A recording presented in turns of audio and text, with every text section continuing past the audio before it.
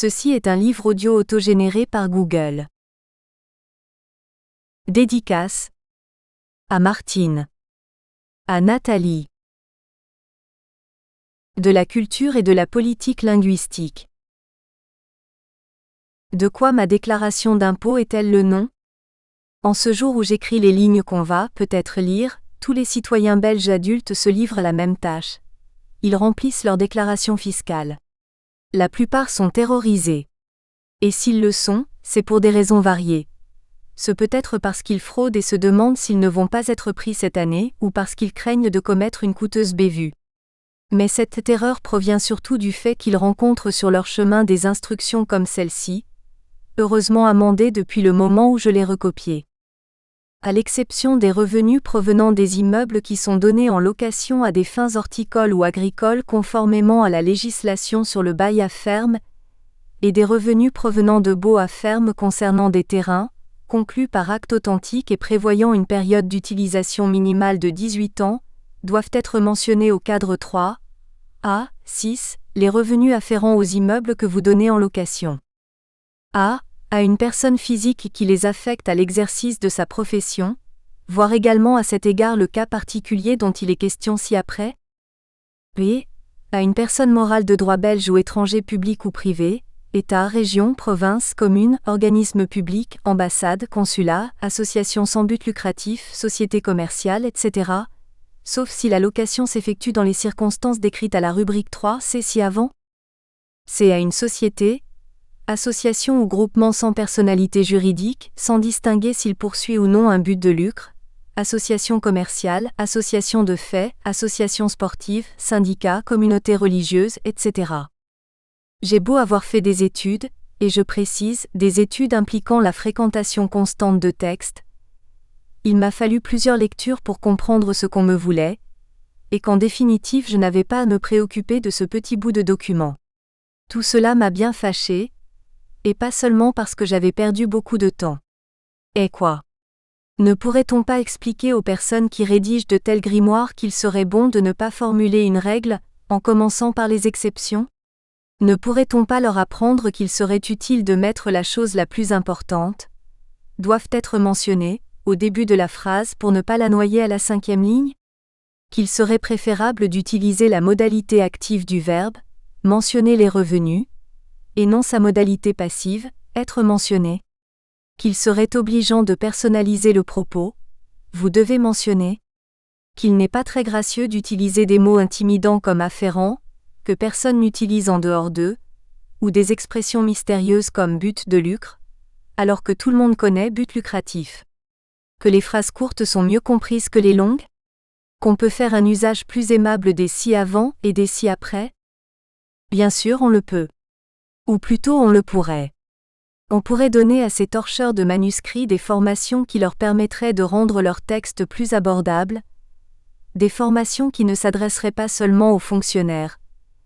J'ai des souvenirs croquignolets de documents émanant de compagnies d'assurance et qui valent bien celui-ci. On pourrait expliquer aux responsables des administrations et des entreprises qu'ils gagneraient du temps et de l'énergie, et donc de l'argent, en produisant des textes accessibles, que cela diminuerait les incidents, les recours aux services après-vente et aux avocats, qu'au total cela servirait leur image. Bien sûr, on pourrait faire tout cela. Mais on ne le fait guère. Car il n'y a pas là qu'une simple question technique de communication, ou de protection du consommateur.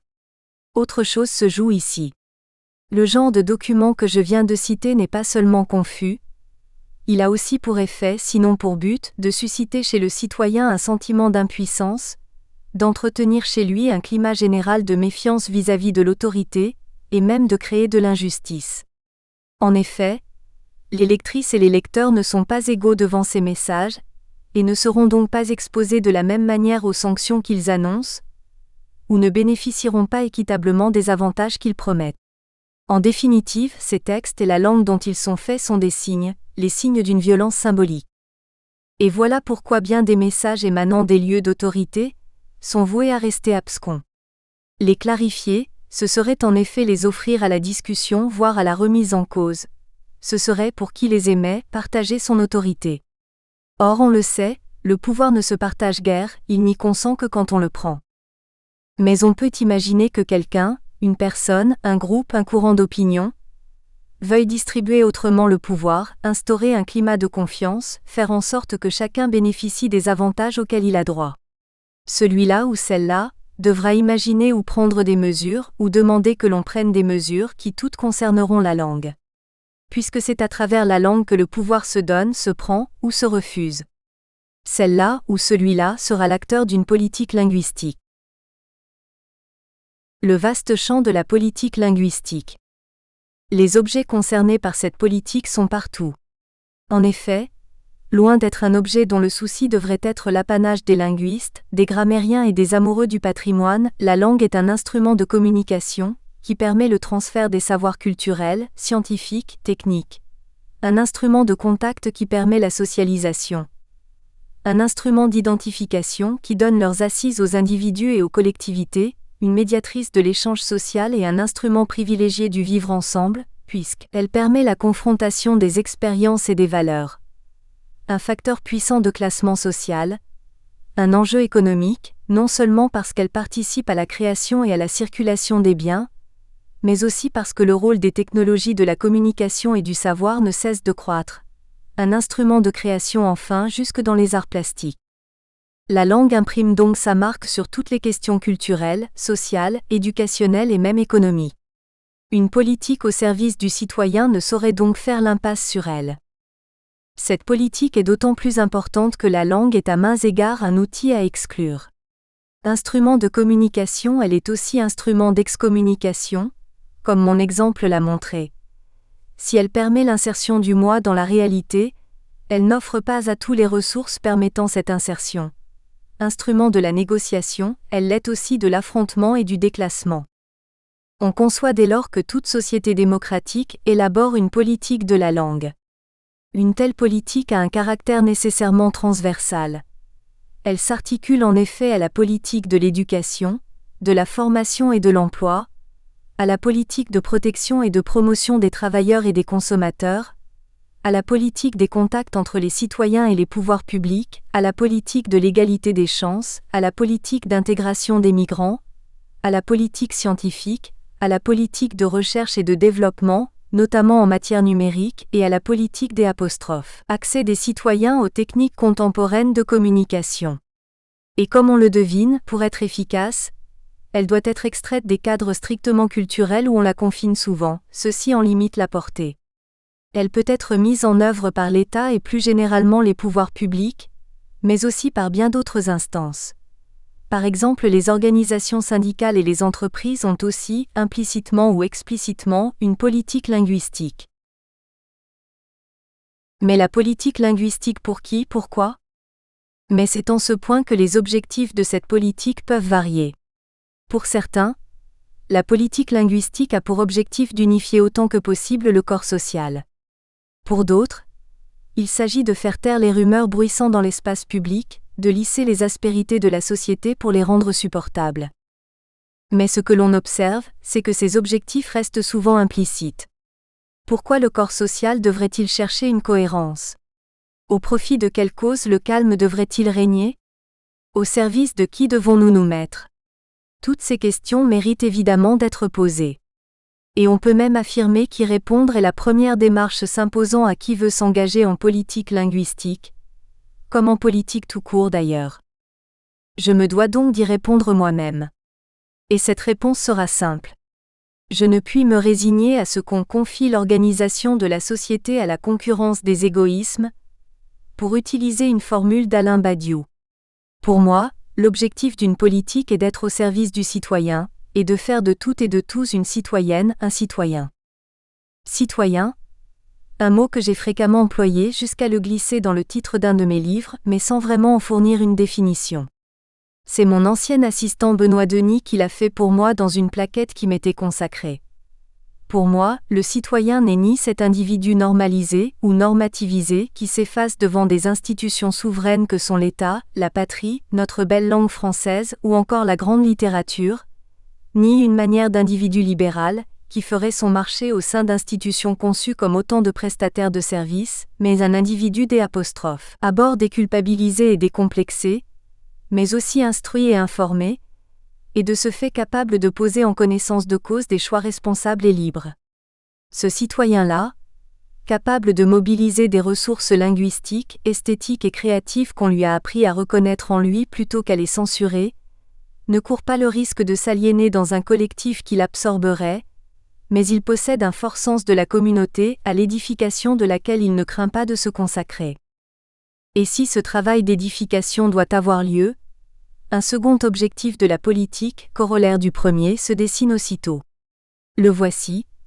Dans chacun des domaines que j'ai énumérés ci-dessus, les pratiques politiques doivent viser en priorité l'intérêt des groupes de personnes qui sont les principales victimes de l'abaissement et de l'exclusion. Catégorie que le langage politiquement correct tend souvent à évoquer à travers des euphémismes, couches défavorisées de la population, population issue de l'immigration, avec sa variante plus branchée, communautés issues de la diversité, etc., mais que l'on peut choisir de désigner de manière plus crue, les étrangers, les exploités, les malades, les pauvres, les femmes, les humiliés et les offensés. Ainsi entendu dans cette double dimension, la politique linguistique a été une de mes préoccupations au long des 40 années qui viennent de s'écouler. Si elle correspond à des valeurs qui m'habitent depuis toujours, et que je dois principalement à l'éducation que j'ai reçue au sein de ma famille, mais aussi à de lumineuses rencontres qu'il m'a été donné de faire, c'est au début des années 1980 qu'a commencé pour moi une réflexion soutenue sur le thème. La constance de cette préoccupation m'a permis de participer à la conception et à la mise en œuvre de la politique linguistique de la communauté française de Belgique, se présentant aujourd'hui sous la dénomination un tantinet déloyal de Fédération Wallonie-Bruxelles, que je délaisserai ici. C'est pourquoi dans ce qui suit, je me centrerai sur l'action des pouvoirs publics, sans toutefois négliger les autres lieux où j'ai pu agir en faveur de la même conception de la politique linguistique. Des entreprises, des organisations syndicales, des organismes de défense des usagers, des milieux académiques ou éducationnels. Il n'est pas question pour moi ici de brosser un tableau encyclopédique de la politique linguistique en Belgique francophone, ni de raconter son histoire. Pas question non plus d'exposer de manière détaillée les conceptions que j'ai pu défendre au cours de ces 40 années. Le tableau et l'histoire en question, dont les détails sont encore à décrire, sont embryonnairement traités dans un numéro spécial de la revue Synergie que j'ai dirigé et qui est consacré au thème politique linguistique en Belgique francophone et germanophone, ainsi que dans quelques travaux pointus dont on trouvera la référence dans le dit numéro. Quant à mes conceptions, je les expose dans 2 livres, La langue et le citoyen. Pour une autre politique de la langue française et la langue dans la cité. Vivre et penser l'équité culturelle, le dernier m'ayant valu le prix du livre politique 2016. Ce qu'on trouvera dans cette plaquette est un parcours cavalier, dont j'assume le caractère subjectif, et où j'entremêlerai souvenirs et notations théoriques ou méthodologiques. Grosso modo, mon propos suivra une ligne chronologique.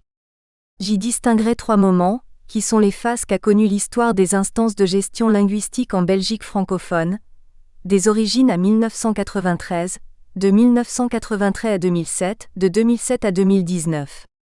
Mais certaines réflexions m'amèneront parfois à enjamber les années, et donc à faire d'une phase à l'autre des sauts parfois périlleux. Désordonné peut-être, incomplet certainement, tel sera mon récit. Parce que la vie est courte, et que les dimensions de cette plaquette ne sont pas extensibles, je ne pourrais m'astreindre à décrire par le menu tous les dossiers sur lesquels j'ai été amené à travailler au long de ces années. Je sélectionnerai donc ceux dont la portée me paraît le mieux illustrer les conceptions que je viens de définir. Il y a culture et culture. Peut-être faut-il, avant d'entreprendre ce récit, souligner l'existence d'un malentendu qui a accompagné toute la vie de la politique linguistique en Belgique francophone. Il porte sur la notion de culture.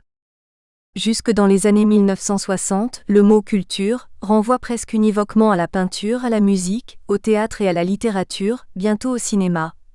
Bref, aux beaux-arts. C'est à partir de ce moment seulement qu'il se verra de plus en plus fréquemment utilisé dans son sens anthropologique.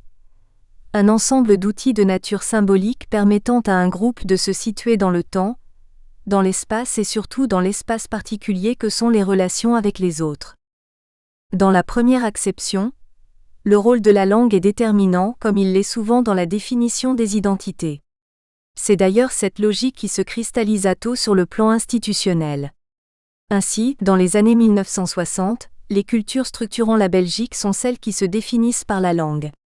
Elles se voient d'abord réparties sur 2 secrétariats d'État, puis en 1968, le gouvernement Eskens-Merlot accueille 2 ministres de la Culture, en même temps que 2 ministres de l'Éducation nationale. Mais à y bien regarder, même dans cette contestable mais peu contestée conception de la culture, 2 variantes sont possibles pour le Belge francophone. Où il estime que, bien que s'exprimant en français, il existe une culture spécifique aux francophones de Belgique, où qu'on trouve ces derniers. Ou bien la culture qui s'exprime chez eux en français fait partie d'un grand ensemble international dans lequel il importe de s'insérer. On devine que la première branche de l'alternative n'est pertinente que si cette conception s'appuie sur la définition anthropologique. Aussi cette dernière mettra-t-elle du temps à pénétrer les esprits. D'autant plus qu'un autre facteur intervient ici, le caractère écrasant du modèle français. La tradition centralisatrice de la France est bien connue. Relativement ancienne, elle vaut pour tous les aspects de la vie sociale et culturelle, en matière politique comme en matière linguistique, où le français offre l'exemple sans doute le plus poussé qui soit de centralisation et d'institutionnalisation. Cette attraction du centre est la donnée de base du dynamisme de toutes les cultures francophones périphériques, tantôt la subissant jusqu'à la fusion, tantôt s'en dégageant jusqu'à atteindre une certaine forme d'autonomie. Pour diverses raisons, c'est le tropisme vers Paris qui domine sans partage la vie culturelle francophone belge depuis 1920 jusqu'au début des années 1980. Cette conception linguistique exercera longtemps son influence. Au long de ces 40 dernières années, on n'a par exemple jamais cessé d'entendre ce syllogisme selon lequel il ne saurait y avoir de culture wallonne. Il ne peut y avoir qu'une culture française puisque c'est la langue qui fonde la culture, et que celle des Wallons depuis le déclin de leur dialecte est le français. Le rôle des institutions culturelles se mettant en place dans les années 1970 est donc clair. Il s'agira tout simplement d'optimiser la contribution belge à l'univers culturel français. Et c'est bien dans ce sens que s'engagera le Conseil culturel, nom de ce qui deviendra la Communauté française à ses débuts. Son nouveau président élu en 1975, Lucien Houters, est conscient que l'institution qu'il pilote ne bénéficie pas d'un grand crédit dans l'opinion, je le cite, « Le prestige du Conseil est chétif, son influence modeste, son bilan réduit. » Appelant à le sortir de la léthargie, il réclame le développement d'un projet nouveau, fondé sur la qualité de la langue française, la créativité artistique, l'effort commun de la Wallonie et de Bruxelles, ainsi que sur leur rayonnement dans la francophonie internationale. Au nom du Conseil, il nourra d'ailleurs des contacts privilégiés avec l'Assemblée nationale française ainsi qu'avec le Québec. Mais une autre ligne de force de la politique culturelle de la francophonie belge était née à la fin des années 1960, nous rapprochant de la conception anthropologique. Il s'agissait moins d'investir dans la diffusion de la culture classique que d'œuvrer à l'avènement d'une démocratie culturelle, de moins miser sur le développement artistique que sur l'action culturelle. Cette ligne directrice doit beaucoup à Marcel Ichter, auteur de Pour une démocratie culturelle. Directeur général de la jeunesse et des loisirs, Ichter avait alors bien exprimé ce que beaucoup ressentaient déjà. Le temps des professeurs est fini, celui des animateurs commence. L'animateur est celui qui sait faire, qui sait être. C'est en 1976 qu'il plaidera le plus éloquemment en faveur du concept volontariste de démocratie culturelle, avec une importante dimension sociale. Ce concept repose en effet sur le principe selon lequel l'individu doit pouvoir disposer de toutes ses potentialités, et vise à réaliser l'équilibre entre l'épanouissement individuel dans la liberté et la conscience active de la liaison de l'individu à sa communauté et à l'humanité tout entière. À la même époque s'ouvre d'ailleurs en France une nouvelle ère pour la culture, avec Jack Lang, soucieux à la fois de soutenir les créateurs et d'inscrire le citoyen dans ce mouvement. C'est tard que j'ai lu Ichter. Pour m'aviser que c'était bien une telle conception optimiste de la culture qui, à mes yeux, devait vertébrer une politique linguistique. C'est donc avec passion que je l'ai vu se confirmer dans les fièvres de l'histoire récente, et se remettre à jour sous le choc de facteurs nouveaux comme la mondialisation et l'avènement du multiculturalisme. C'est avec intérêt que j'ai compris à quel point elle inspirait certains décideurs politiques et les membres de leur cabinet. Mais avec déception que j'ai constaté combien peu elle percolait dans la politique linguistique qu'ils étaient chargés de mettre en place. Imaginaire linguistique et dépolitisation. La conception culturaliste de la politique linguistique est étroitement liée à la dépolitisation de l'objet langue. Que celle-ci soit un facteur d'inclusion ou d'exclusion est évident pour les intervenants de terrain, qu'ils soient travailleurs sociaux, animateurs culturels ou écrivains publics, mais le paradoxe veut que la dimension proprement langagière de l'inclusion ne soit en général que rarement prise en compte dans les politiques sociales. Nous touchons ici à une des caractéristiques majeures de la structure de l'imaginaire linguistique, l'élimination du sujet social. La langue est en effet fréquemment vue comme un en soi, coupé de ses déterminations, comme une essence et non comme un objet contingent. De sorte qu'on la considère dans son unité, et non dans sa diversité, dans sa spécificité et non dans sa généricité. De sorte aussi qu'on l'oppose nécessairement à ses usagers. Car pour le discours essentialiste, défendre la langue, c'est d'abord la mettre à l'abri de ceux qui y touchent et qui, intervenant fatalement sur elle par le fait même qu'ils en usent, ne peuvent que la dégrader. Cette autonomisation de la langue n'a rien d'étonnant si on la considère comme un fait social au sens de Durkheim, un tel fait se reconnaissant au pouvoir de coercition en vertu duquel il s'impose au sujet. Or on sait que pour Bourdieu, l'autonomie d'un champ se manifeste par la capacité qu'a celui-ci de s'organiser indépendamment des autres pouvoirs sociaux, et notamment du pouvoir politique et du pouvoir économique, aux déterminations desquelles il échappe, et se caractérise par sa propension à gérer ses valeurs selon des principes qui lui sont propres.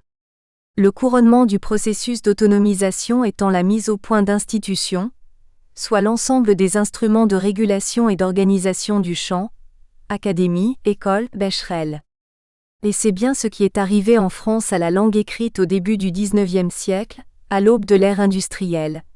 Tout en continuant à jouer un rôle important dans la sélection et la distinction, elle s'est puissamment organisée sous la forme d'une institution au discours fort, institution si autonome qu'elle apparaît aujourd'hui comme une forteresse imprenable. Si dans une discussion on peut à la rigueur persuader son interlocuteur que la terre est pas plate ou que les baleines ne sont pas des poissons, bonne chance pour lui expliquer que l'accord du participe passé avec avoir est une mauvaise farce. Cette dépolitisation de l'objet pose évidemment la question des modalités de l'action sur la langue. C'est ici qu'il faut rappeler l'opposition classique en politique linguistique entre deux champs d'intervention, le statut, les conditions de l'emploi des langues dans l'espace public, et le corpus, les structures mêmes de la langue.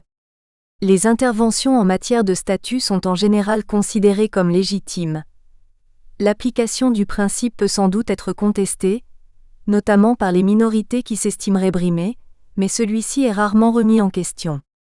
Par contre, en matière de corpus, l'autonomisation dont j'ai parlé a créé un véritable barrage. Pas touche à ma langue. Ceux qui entendent intervenir sur le corpus doivent donc tenir compte de ces résistances. Une action directe et volontariste sur le corpus, faite d'obligations et d'interdictions, sera souvent promise à l'échec. Les exemples abondent, depuis la loi Toubon en France jusqu'à tel décret de chez nous qui déclarait la guerre aux anglicismes.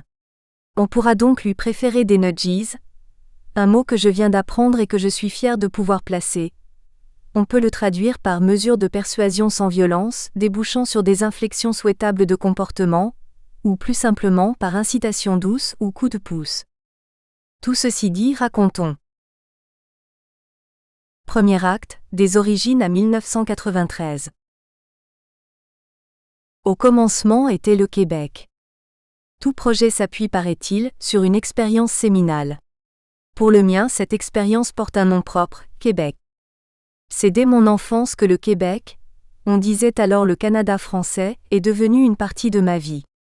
Exactement depuis ce jour où, dans ma classe de maternelle, mon institutrice ouvrit joyeusement une lourde caisse en nous disant « Regardez, voici ce que les enfants du Canada nous envoient. » La caisse contenait des cahiers de dessin à la couverture bleue, dont les feuilles épaisses étaient séparées les unes des autres par un fin papier de soie.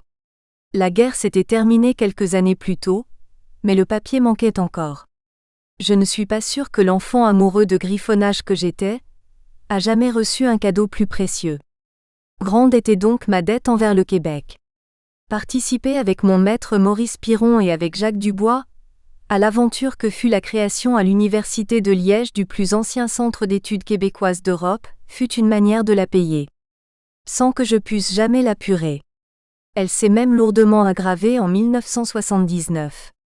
Cette année-là, j'étais professeur visiteur à l'Université de Montréal, où j'enseignais la littérature de Belgique, mettant au point le modèle historique en 3 phases que j'allais exploiter par la suite. Ce fut un séjour d'apprentissage et de passion. Dimisi invitus invitam.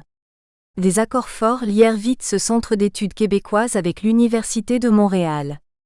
Je pus ainsi mieux connaître encore ce vieux et nouveau pays, placé sur la carte du monde par De Gaulle en 1967 grâce à son Vive le Québec libre.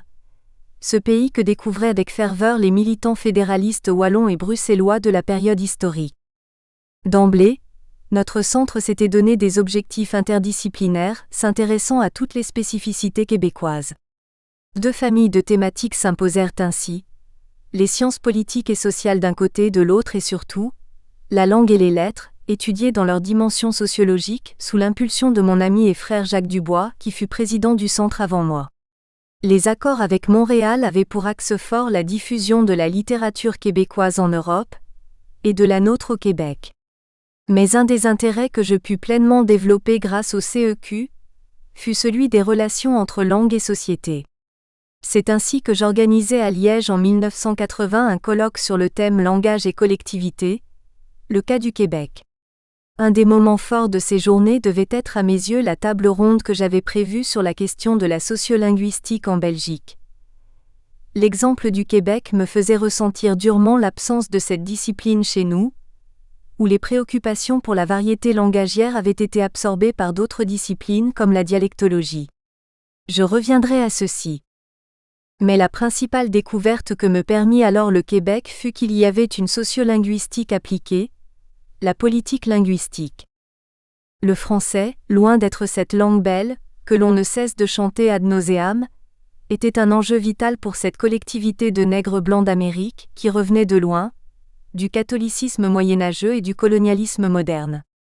La libération, ou simplement la promotion du citoyen québécois, ne pouvait être assurée que par la modernisation de sa langue et par l'élaboration d'une nouvelle image pour ce puissant marqueur d'identité. Ces défis ont été ceux de mes compatriotes flamands, ce que refusent de voir certains francophones belges amis du Québec. La francophonie, européenne surtout, est volontiers habitée par la conception essentialiste de la langue.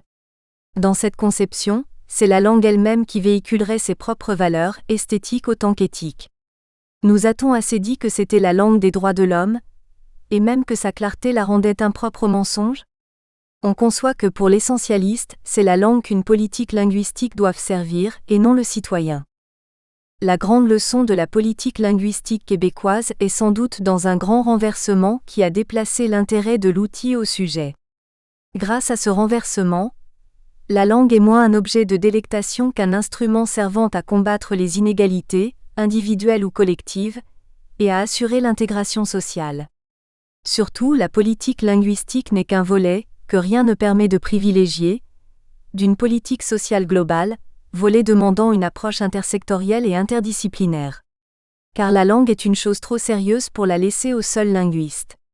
Ce que le Québec montre mieux que symboliquement en faisant siéger en son conseil de la langue française des représentants des milieux syndicaux, patronaux et ethniques. Car le Québec consacrait à sa politique linguistique des moyens matériels et humains considérables. Toute proportion gardée, jamais dans l'histoire aucun État n'a investi autant dans cette politique linguistique. Mû par les valeurs que j'ai dites, et par un intérêt pour les minorités culturelles du monde, frappé par l'important consensus social sur lequel reposait l'action des responsables de la politique linguistique québécoise, leurs conceptions me stimulèrent.